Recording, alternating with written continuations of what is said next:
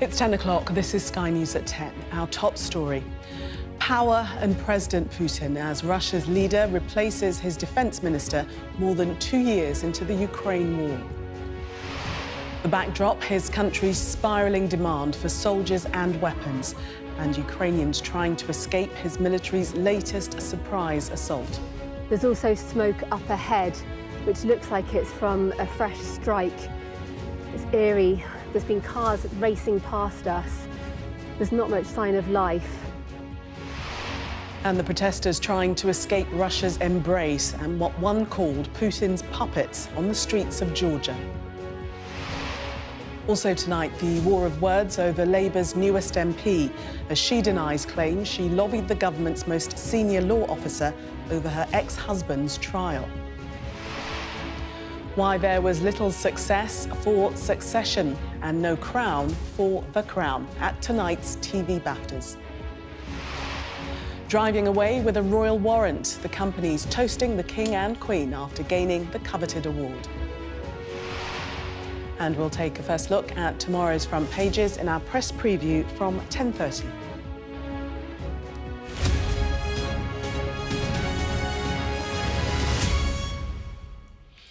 Good evening. President Putin has the upper hand in the war in Ukraine at the moment, with his forces claiming advances in its latest surprise offensive near the city of Kharkiv. And tonight, he appears to have moved to shake up his power structure at home. His long-serving Defence Minister Sergei Shoigu has been relieved of his role after more than a decade. And the head of the country's National Security Council has been dismissed from his position. We'll have an eyewitness report from the new front line in Ukraine in a moment. But first to our Moscow correspondent, Ivor Bennett. And Ivor, President Putin never does something without a reason. Why do you think he's made these moves tonight? Well, make no mistake, Gillian, this is a huge surprise. Two key figures in Russia's leadership structure sacked simultaneously. By law, Vladimir Putin did have to appoint a new cabinet at the start of this new presidential term that's just begun. But this was not expected. Sergei Shoigu, firstly, he, as defence minister, he's been in post for more than a decade. He's a very close Putin ally, both politically and socially, and obviously holds a very crucial role in Russia's current course with the war in Ukraine, as does Nikolai Patrushev, actually. He has, again, been a very close Putin aide over the years. He has led Russia's powerful Security Council since 2008, yet both have now been replaced in this surprise reshuffle that has left Kremlin watchers open-jawed, including former MI6 intelligence officer Christopher Steele, who we spoke to a little earlier. It's probably unprecedented. If you look at those people that have been moved, Shoigu and Patrushev, two of the four top people in the country and the government running the war at the same time without any real prior warning, at a time when there's a counteroffensive going on in northern Ukraine. I find it really quite impactful and surprising, but we will see in the next few days how it plays out. So the question is, why has he done this? Well, clearly, Vladimir Putin is not happy with the direction of the war. We're 2.5 years in. Russia has just, of course, tried to open up a new front in the northeast of Ukraine, in the Kharkiv region. But the replacement of Sergei Shoigu, his background, Andrei Belyusov, that suggests it's not actually the military direction that Vladimir Putin is concerned with. Belyusov is an economist, a technocrat. So clearly the chief concern here for Vladimir Putin is how much longer can Russia afford this war? The economy is growing for now. It's projected to grow more than 3% this year. But for how much longer? The entire economy is geared towards the military. So he wants to ensure the military industrial complex is as efficient as possible. And I think such a bold move speaks to Vladimir Putin's confidence right now at the start of his 5th presidential term. But also this suggests such a bold move. There is more going on inside the Kremlin than meets the eye. OK, Ivor, thank you. Ivor Bennett in Moscow for us there.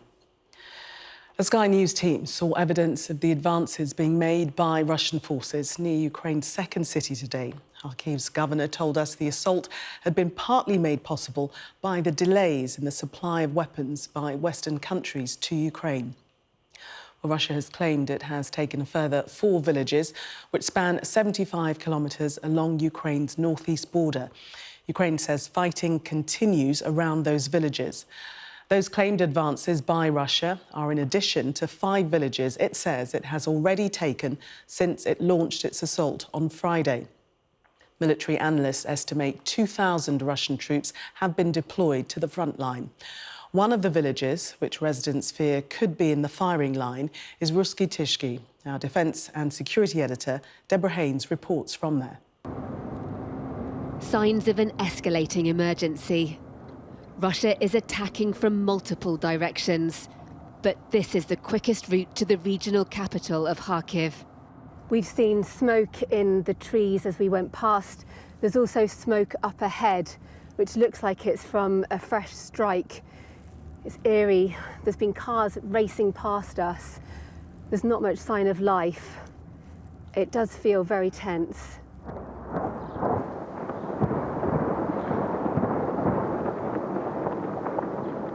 The battle is getting closer. Russian troops are only about 10 miles from this village. It's almost completely deserted. Residents appear to have fled in a hurry. We are scared, but what can we do? Olga is the only person left in this apartment block. So far, I'm not planning to leave, but if the situation deteriorates, then I will go. The village of Rusky Tishki was battered by Russian strikes in the first months of the war. But families like this couple ventured back after it was liberated by the Ukrainians. Now they're fleeing again. We were here yesterday and the sounds were far away. Today it's closer, much, much closer. And how are you feeling? They are pushing us out of our homes. Damn those so-called liberators. We don't want to leave. It's our home.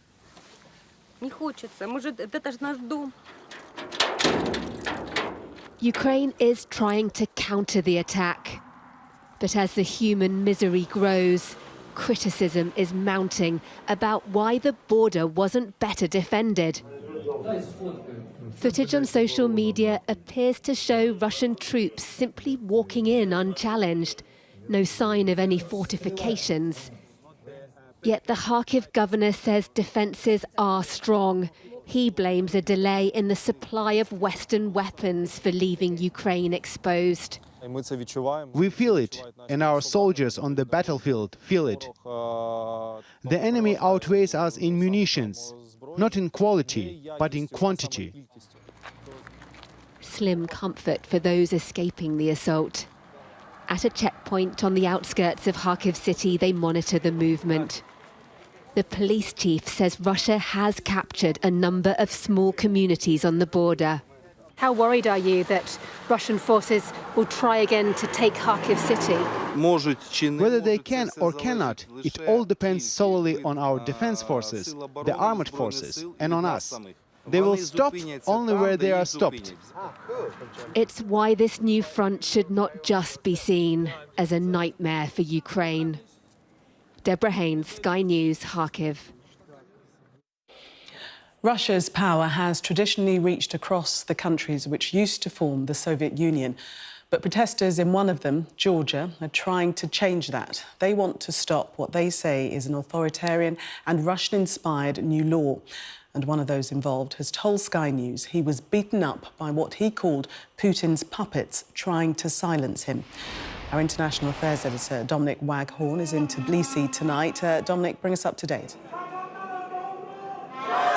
Well, things might be going in the right direction for Vladimir Putin in Ukraine, and he hopes with his reshuffle in the Kremlin tonight, well, that's far from clear. But in this other former Soviet republic in Georgia, things are not moving in a way he'll be happy with. For another night, there are thousands, if not tens of thousands of protesters marching through the streets of the Georgian capital, and they are determined to stop a law that the pro-Russian government is trying to shove through the parliament here. They're going to besiege this building, they say, tonight, stop MPs going in there, and they hope they will be able to prevail. And they believe in what is going to be, without doubt, a crunch week for Georgian politics, that history is on their side. Georgia is ours, they chant, afraid their government is handing over their freedoms to Russia. They are aware of the risk, but determined to protest against what they're calling new pro-Russian laws. Our message for the government is that we want Europe. We don't want Russia. We don't want to go back to Russia. This is the copy-paste of the Russian law. And not only this, all these young people, they get used to Europe, European values, and we are far from Russia. They plan to besiege their parliament all week, night and day, to block MPs from supporting a law they say will stifle freedom. The authorities are threatening a crackdown on these demonstrations. There is deep concern about the lengths the government will go to crush the protests after a sinister campaign of intimidation against their opponents. Graffiti and posters stuck up calling activists and civil rights campaigners traitors, and violent attacks on opposition politicians like Dmitry Chikavani. It's a matter of national identity. It's to be either you are part of Western civilization or you are part of Russian Empire. When Dmitry returned home a few nights ago, his attackers were waiting. So I was like here when I saw the guy on the right. Then I saw the left one from this corner. I never saw until the video that there were like five attackers. Caught on CCTV, 5 hooded thugs surrounded Dmitry and kicked and punched him as he lay on the ground. He was among several opposition figures attacked that night. Despite the severe beating, he remains undaunted. What do you think of the people who did this to you? They are Putin's puppets. The people who make decisions under KGB guidelines, they are Russians. That's it. This is a struggle for the political heart and soul of Georgia, but also for Vladimir Putin and his ability to maintain any influence in this former Soviet republic. These people are determined to thwart him and the government they regard as his puppets here. There is a lot at stake as these protests play out, for Georgia, for the Kremlin, and potentially for the West. Let's go back to Dominic live now in Tbilisi again. Dominic, events in Russia tonight, giving even more focus to what protesters, where you are, trying to escape from.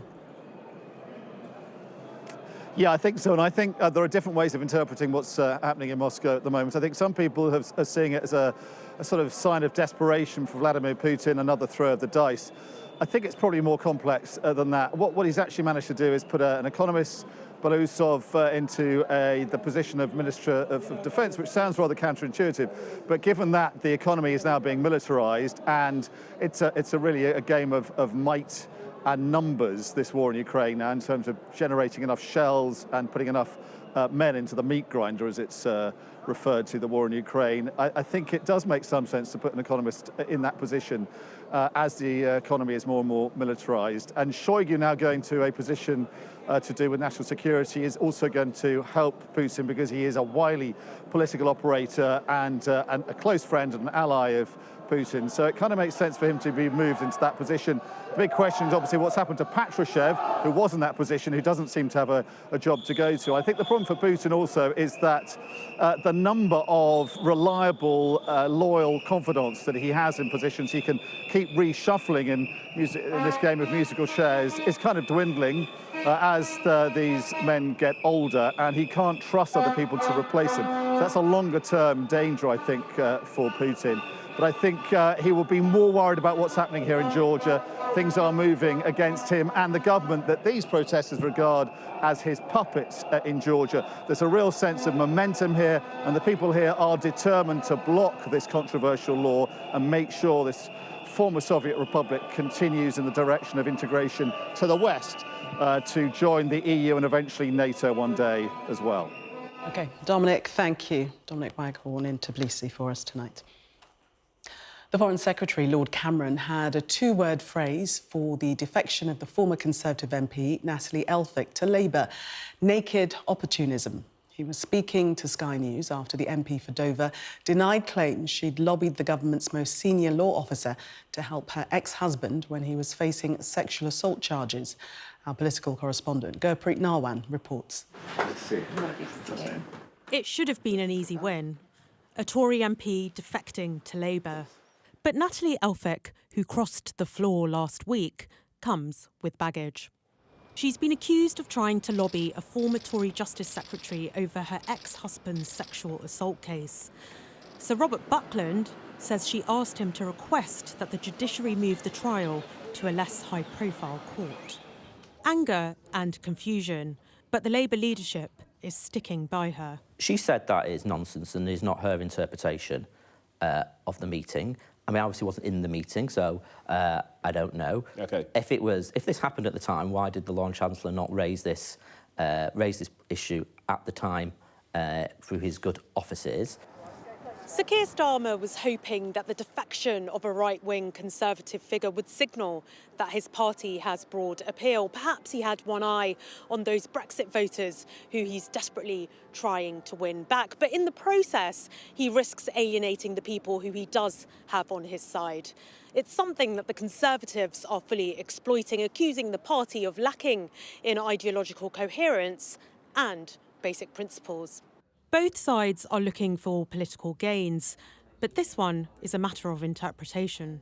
I thought this was just, naked opportunism by Labour as much as by anything. I mean, this is quite a right-wing Conservative MP, suddenly welcomed into the Labour fold, having never supported any of their policies, people or approaches. It's not just the Tories.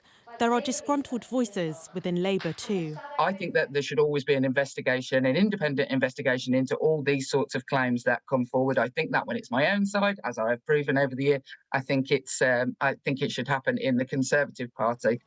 However, Natalie Elphicke denies the latest allegations. A spokesperson for the MP described Robert Buckland's claim as nonsense, saying, "It's certainly true that Mr Elphicke continued to be supported after his imprisonment by a large number of Conservative MPs who had known him for a long time, including some who visited him and independently lobbied on his behalf, which was nothing to do with Natalie." Sir Keir Starmer's victory lap has been cut short. This incident has only raised questions about the Labour leader's judgment. Gurpreet Narwan, Sky News. After all the controversy, there was an uncontroversial end to last night's Eurovision Song Contest. One of the pre-competition favourites, Switzerland's Nemo, winning after a lauded performance. The anger from some quarters over Israel's inclusion didn't dissipate, though, with Ireland's entrant pointedly telling Sky News that all, bar one of the top acts, were freedom fighters. Our Europe correspondent Siobhan Robbins was in Malmö for the contest. Switzerland have won the 68th Eurovision Song Contest. After one of the most controversial Eurovisions ever, it was Switzerland's Nemo that cracked the winner's code. The song securing the first Swiss victory since Celine Dion in 1988. A late casualty in a chaotic competition, the glass trophy was broken in the excitement. Nemo is the first non-binary entrant to win the contest. They proudly displayed their flag and were dismayed by reports fans had theirs removed. This is clearly like a double standard, and as I said, like I broke the code and I broke the trophy. Maybe the trophy can be fixed. Maybe Eurovision needs a little bit of fixing too every now and then. Woohoo! The day started with the disqualification of Netherlands' Jos Klein over allegations of threatening behaviour. Then until the last second, it was feared Ireland's Bambi Thug would also miss the final after they pulled out of rehearsals following a situation backstage. When they did perform, they seemed to flout the strict no politics rule with a message for peace.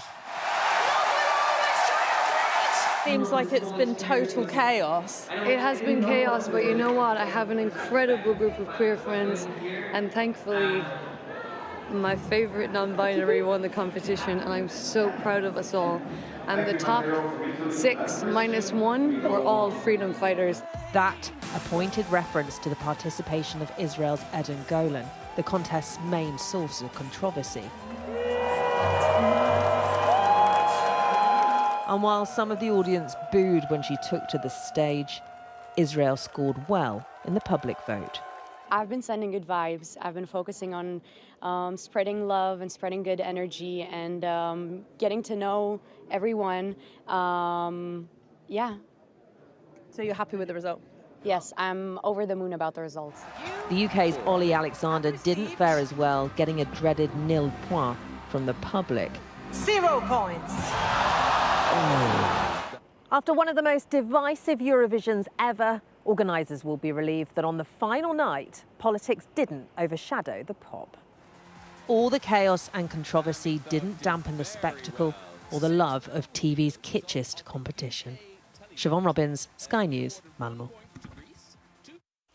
Well, the UK singer in the Eurovision Song Contest may not have hit the heights, but other British performers have been doing very well tonight at the TV BAFTAs. The comedians Rob Beckett and Romesh Ranganathan won the Comedy Award for their Sky series Rob and Romesh Versus. But the big success, big names of Succession and The Crown missed out. Our arts and entertainment correspondent Katie Spencer is at the awards in central London for us tonight. Katie? It's been an interesting evening, really, in terms of who's ended up walking away with the big prizes. The Crown was the show that we were talking about going into this ceremony with its 8 nominations. In the end, it didn't win a single thing. In a year where some big shows have bowed out, it would seem that the winners this year were those that better reflected real life, those that really seemed to resonate. It's Human Remains. It was a night dominated by wins for working-class dramas. Happy Valley's Sarah Lancashire clearly moved to take home another BAFTA for Sergeant Catherine Cawood. Thank BAFTA. It's an honour. Thank you. Viewers made to wait 7 years to see how it all wrapped up, the public picking the show's kitchen showdown finale as their favourite moment of the year. Thanks mostly to Sally Wainwright, the writer of the show, for writing that incredible scene where, you know, my dad blows himself up in front of my grandma. Bit dark, but... And the BAFTA for Drama Series goes to... Top Boy! In the end, not the royal estate of The Crown, but a housing estate in Hackney, more popular with BAFTA voters. After 10 years, the final season of Top Boy winning Best Drama. Beloved broadcaster Lorraine Kelly in her special award stressing the importance of inclusivity. Don't pull up the ladder. Please make it possible for kids like me, you know, from my background, from a very working class Glasgow background. Brian's the same from Dundee. Dame Floella Benjamin receiving the fellowship, equally impassioned about how the industry shouldn't shut people out. My mission over the last 50 years has been to get broadcasters and organisations to have diversity and inclusion in their DNA. And no joy for Logan Roy, with Succession's Brian Cox trumped by Timothy Spall, touched to win his first ever BAFTA for this true crime drama. Do you think Christ... Acting is a silly, stupid thing. And the other actors in this are all bloody brilliant. They're all bloody brilliant, and I am in awe of their talent. It's just lovely. I've always wanted one of these. From The Sixth Commandment, Happy Valley to Top Boy. Dramas reflecting the challenging realities of life in the UK, recognised by BAFTA this year. Stories of the rich and famous, perhaps a less palatable form of escapism right now. Look, in some way it was a strange group of winners really at this year's BAFTA TV Awards, but there was special mention of a show this year. Of course, the winners were recognised as the best shows of last year, but a mention of Mr Bates versus the Post Office in terms of the extraordinary impact that show has had. And if to hasten a bet as to what comes away next year, what we're talking about this time next year in terms of the shows that are expected to do very well, well, I would expect Mr Bates and the Post Office will be one that we will be talking about this time next year. I think you might be right. Katie, for the moment, thank you. Time now to get all the latest sports news from Vishali. This Sky News Sports Bulletin is brought to you by Vitality. Getting more people more active. Live life with Vitality.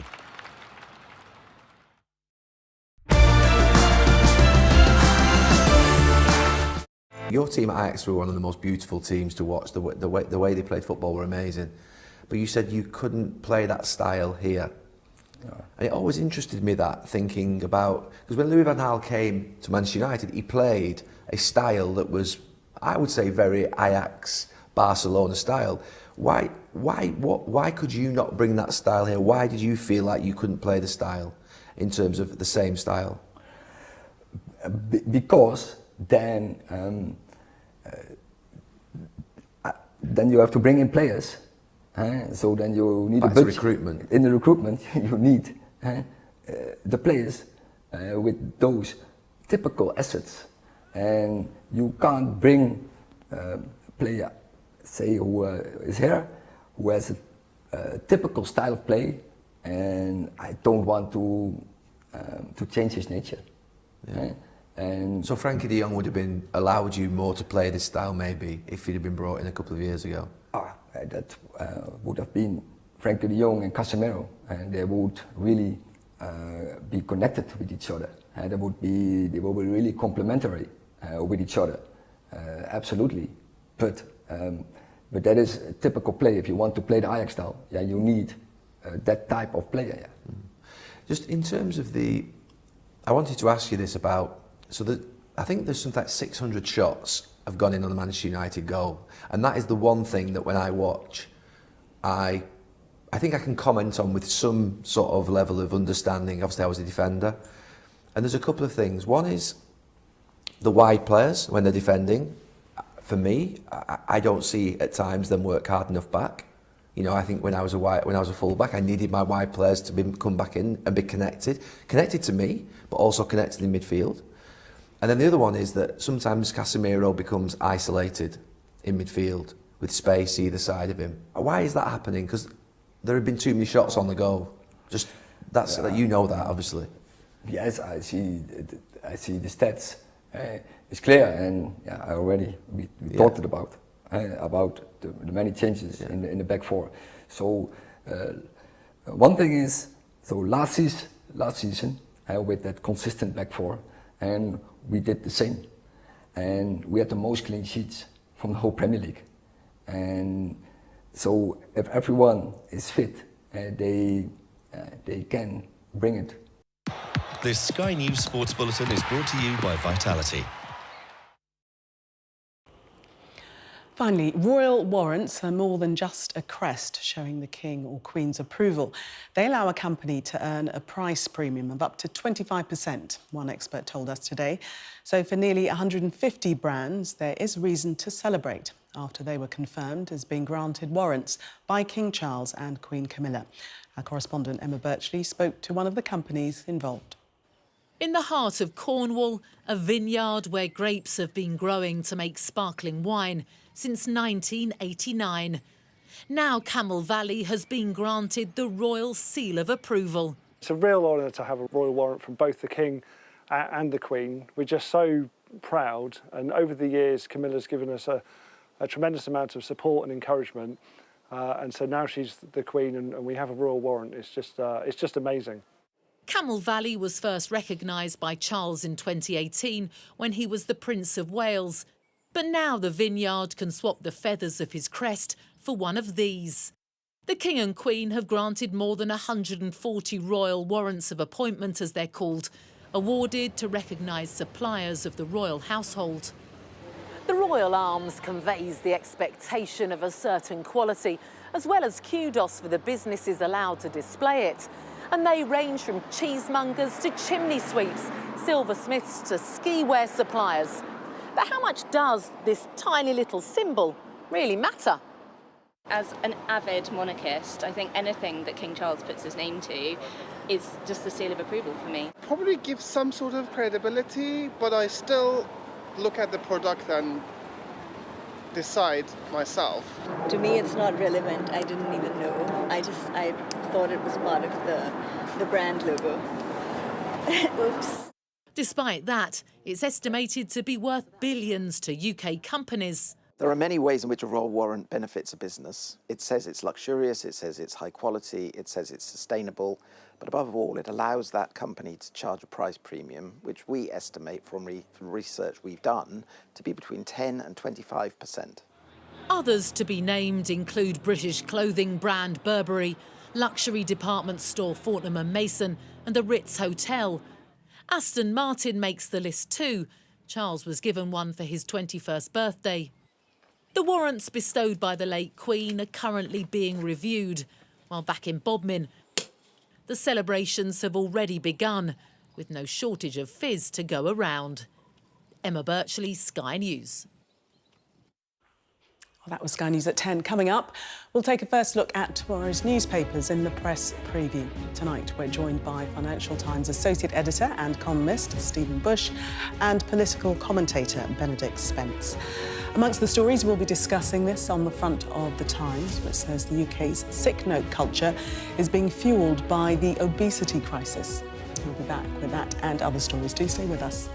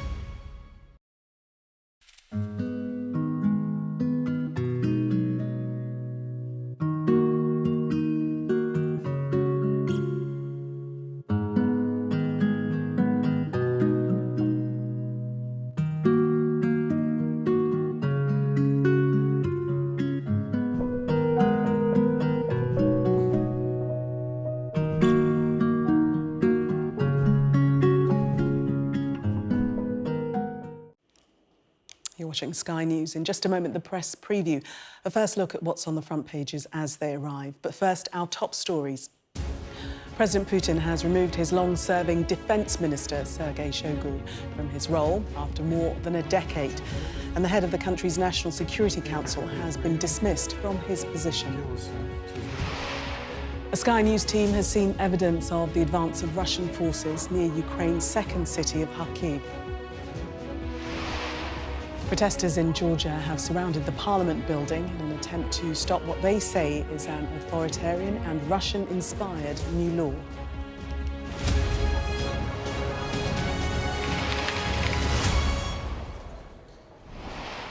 You are watching the press preview, a first look at what's on the front pages as they arrive.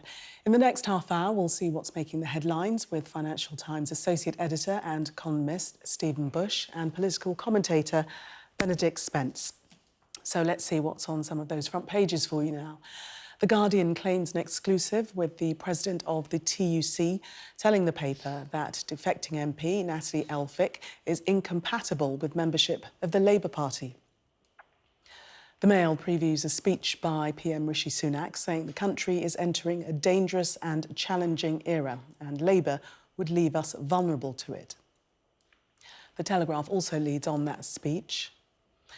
The Metro leads with leaked documents revealing that medical experts likened haemophiliac patients to laboratory chimps before injecting them with infected blood plasma that killed or ruined the lives of hundreds of people in the 1970s and 80s. The Times leads with a study saying that obese people are up to twice as likely to take time off work, as the paper puts it, fuelling the UK sick note culture. The Mirror has been investigating the tax affairs of 4 Tory MPs in response to criticism of Labour's Angela Rayner over the sale of her council house. The Eye reports on the prospect of 40-year mortgages, which could leave the new generation of home buyers still paying for their house into retirement. The FT reports on a major government bond sale being mounted by the Chinese authorities in order to boost the country's economy. And a reminder that by scanning the QR code you'll see on screen during the programme, you can check out the front pages of tomorrow's newspapers while you watch us. And we are joined tonight by Financial Times Associate Editor and columnist Stephen Bush and political commentator Benedict Spence. Welcome to both of you. Let's start with the front page of The Telegraph. The headline there, PM Britain safe under Tories for dangerous years ahead. And the other assumption that's made is that it wouldn't be under a Labour government. Stephen, take us into this piece. All right, so Rishi Sunak is, I was about to say, kicking off what's probably going to be a very, very long election campaign, essentially tomorrow, by setting out the ways that the world is getting more dangerous, more unpredictable, the geopolitical conflict that we've all just seen just there, developments like AI, rising immigration. Now, the politics of this are one major advantage the Labour Party has, is that since the fall of Boris Johnson, the Conservatives have delivered or overseen through no fault of their own, depending on your perspective, one form of chaos after another. And the thing that, broadly speaking, happened with the Liz Truss premiership is voters shifted from going, it's a difficult set of circumstances and it's not wholly the government's fault, to going, actually, it's the government's fault.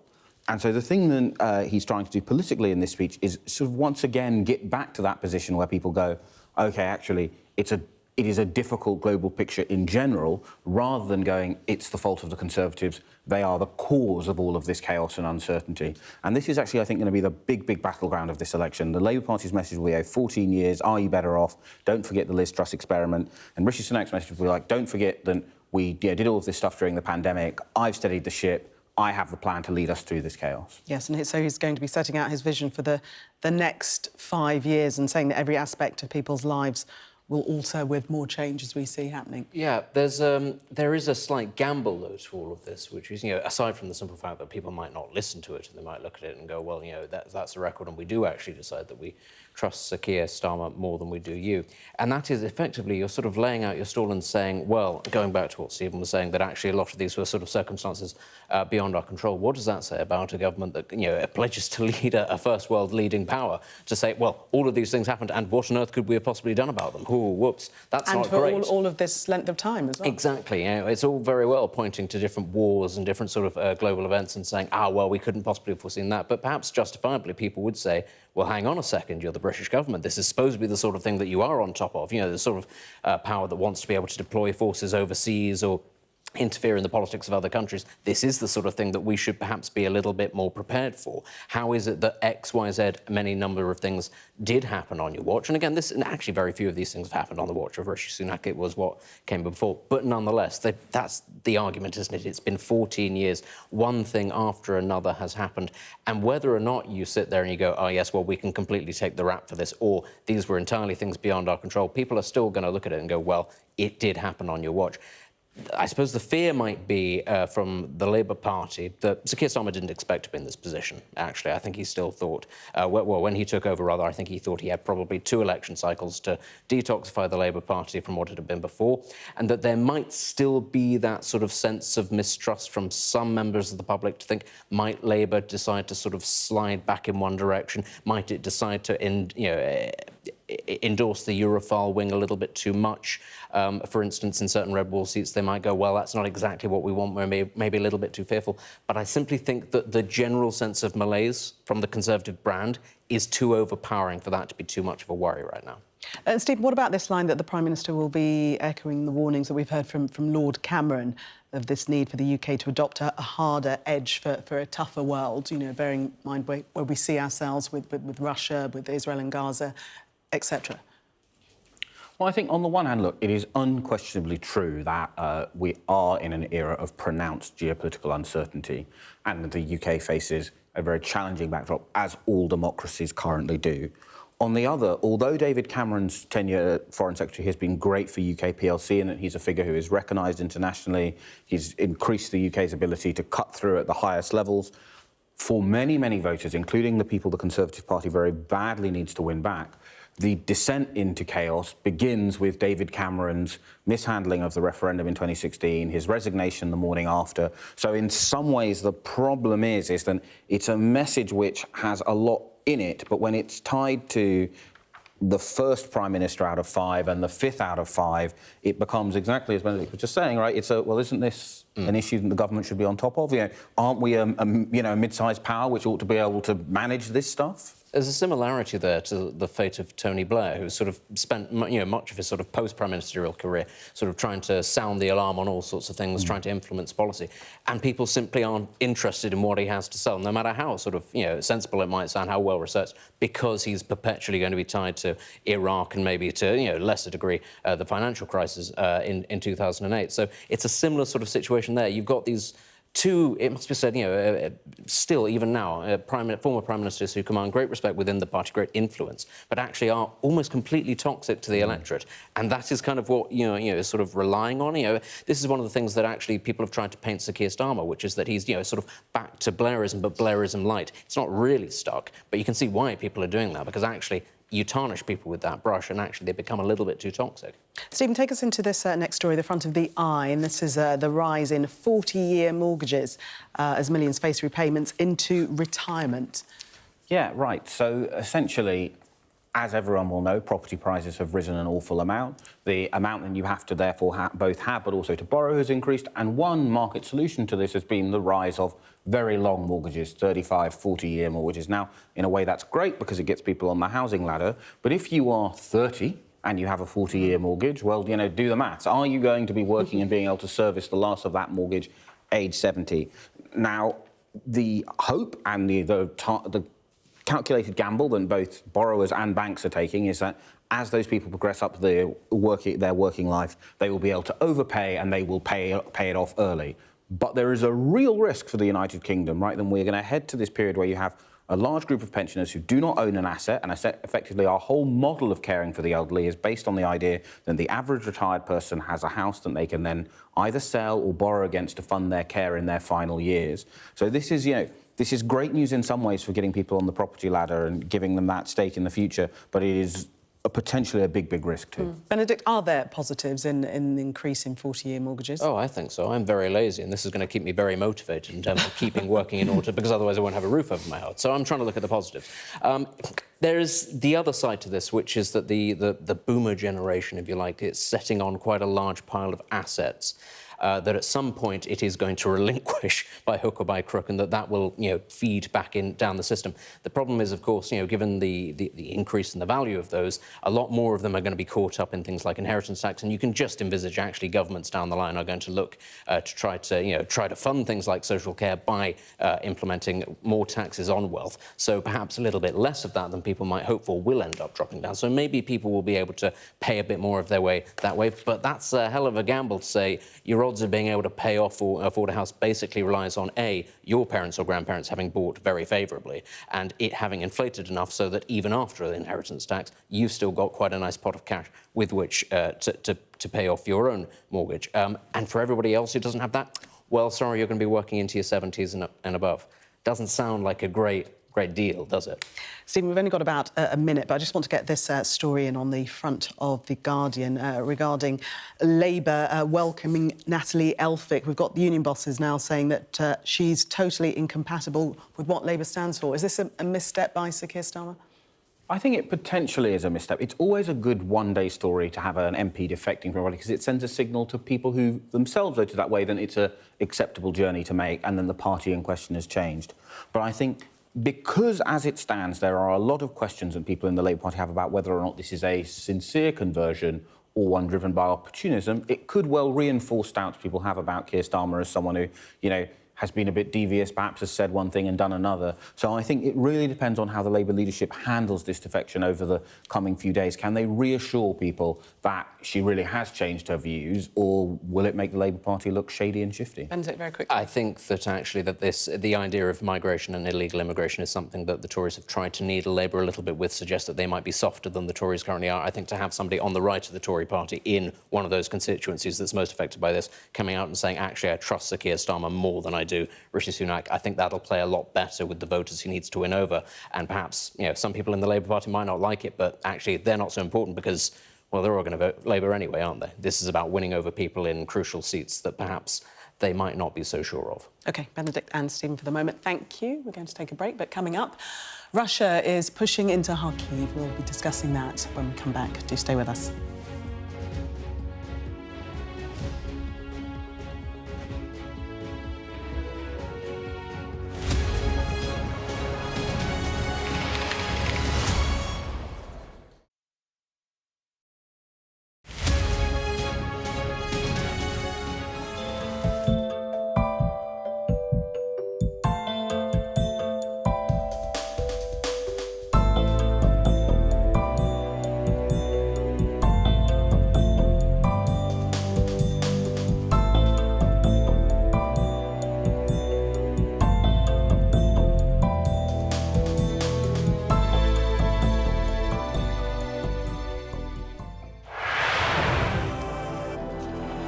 I'm Neville Lazarus, and I'm Sky's reporter based in Delhi. We take you to the heart of the story that shapes our world.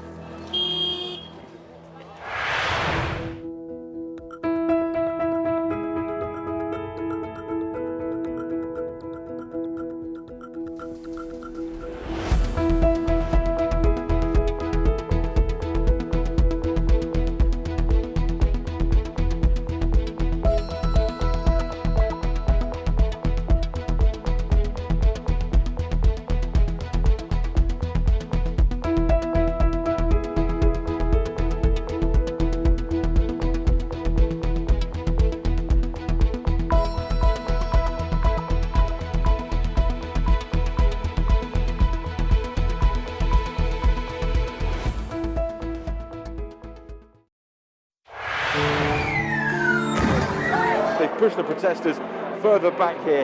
There's around 200 or 300 still remaining. I'm Dan Whitehead and I'm Sky News' West of England correspondent. This van goes onto the streets of Plymouth 7 days a week, 365 days a year. These facilities at the moment are a lifesaver. It's all we've got. From fishing communities to bustling cities, we spend every day reporting from across the region. I'm going to have nowhere to live for about 3 or 4 months. They are coming from the epicentre of what is now a global health pandemic. We were seeing and speaking to young women who were selling themselves right on the high street. Before Brexit, these oysters were being exported to the EU, but the trade stopped overnight. What's your feeling about the future? Bleak. It'll be finished, I don't know.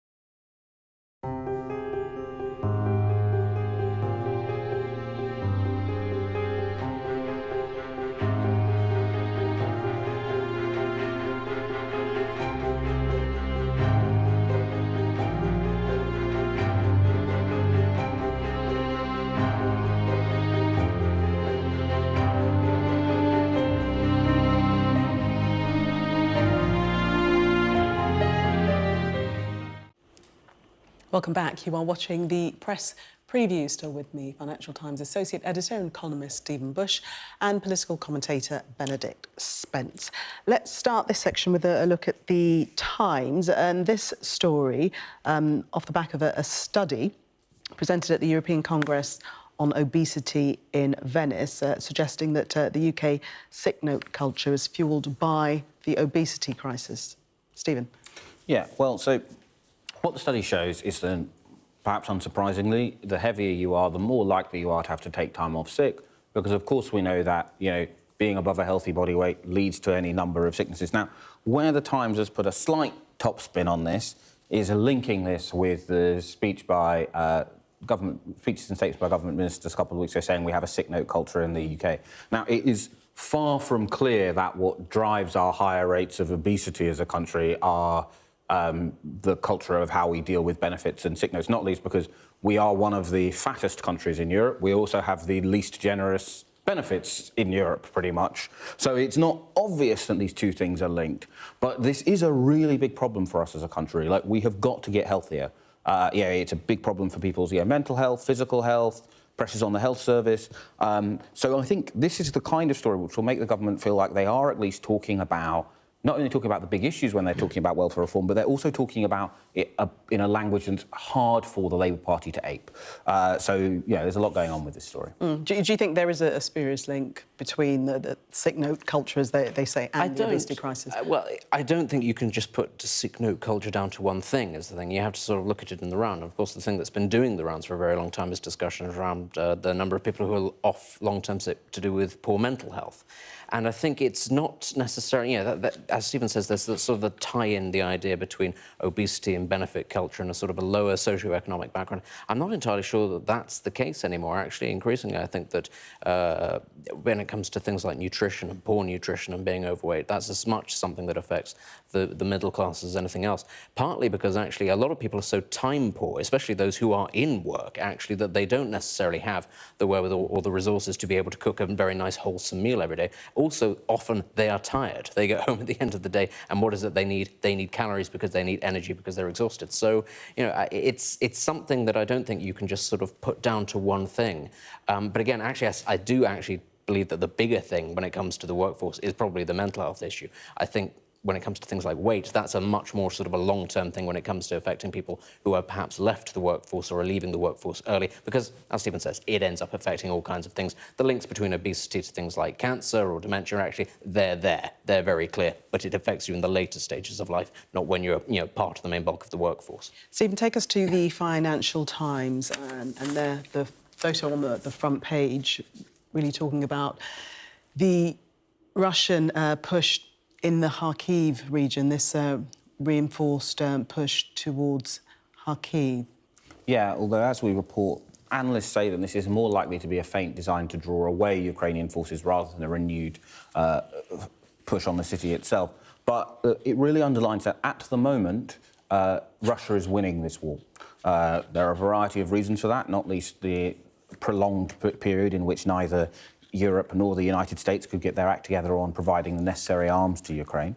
And it's accompanied by this quite hard to pass from the outside, because obviously Russia is a hard country to report on these days, purging of parts of the general military staff, including one of his long-term allies and aides. So a lot is going on here, but you know, the big picture story at the moment is what looks like sweeping successes for Vladimir Putin in his invasion of Ukraine. We're going to have to leave it there because we've run out of time. Benedict, I know you were ready to jump in. We'll be back in the next half hour. For the moment, thank you both. In the meantime, let's take a look at the weather for you. Well, today brought the UK's highest temperature of the year, of the year so far. Next week looks cooler and more unsettled, but expect some pleasant sunshine at times. Most places will start Monday dry, but Ireland will see rain, while eastern Scotland will be at risk of thundery showers. It'll be windy in the far southwest too. Rain will extend into Northern Ireland, Wales and southwest England on strengthening winds during the morning. Much of Ireland will stay wet, but the southwest will turn more showery. Elsewhere, it'll be largely dry with good sunny spells, but Scotland can expect further showers, some thundery. It'll be cooler than recently, but still warm in the east. Coming up next on Sky News at 11, President Putin's reshuffle. Defence Minister Sergei Shoigu is moved and replaces Nikolai Patrushev on the country's National Security Council.